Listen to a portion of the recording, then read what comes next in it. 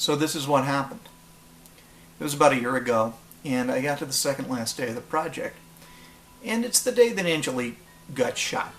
My thinking on Angelique had really begun to turn. So I went to bed. And I was in bed for about, a minute. And this thought occurred to me. I thought, gosh, for a moment, just let's pretend that Barnabas is a real guy.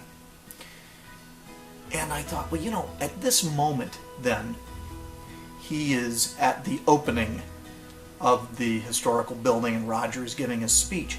And he's having to sit there and pretend like nothing's wrong.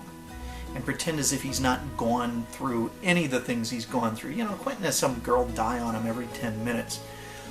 But with Barnabas, this isn't just some girl. This is the woman.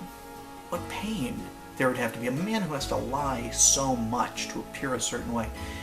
And now he's going through the greatest tragedy of his life. After all of that, to have it all taken away, and he can't talk about it, he can't express anything to anyone about it, they wouldn't understand, or if it's Julia, she'd be upset.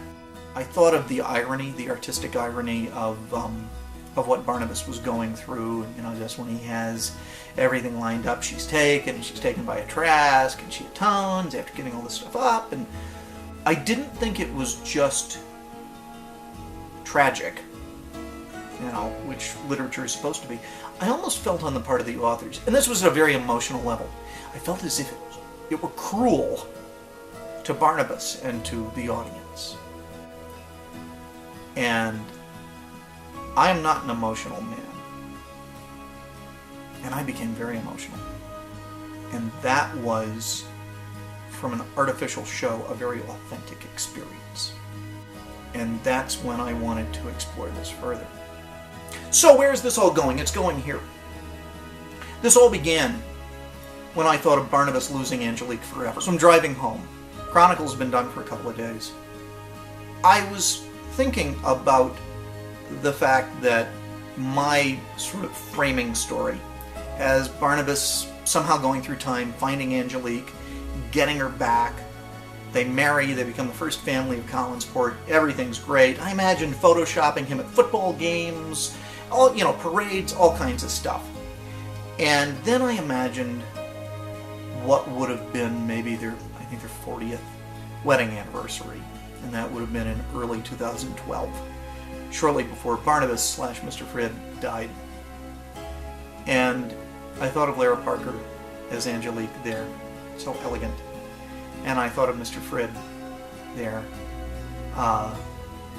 grumpy, but in a beautifully rumpled way. And I just thought of some of the glances I saw them exchange. I thought about those, and being there. And I teared up again at how beautiful that wedding anniversary would have been after everything they've gone through.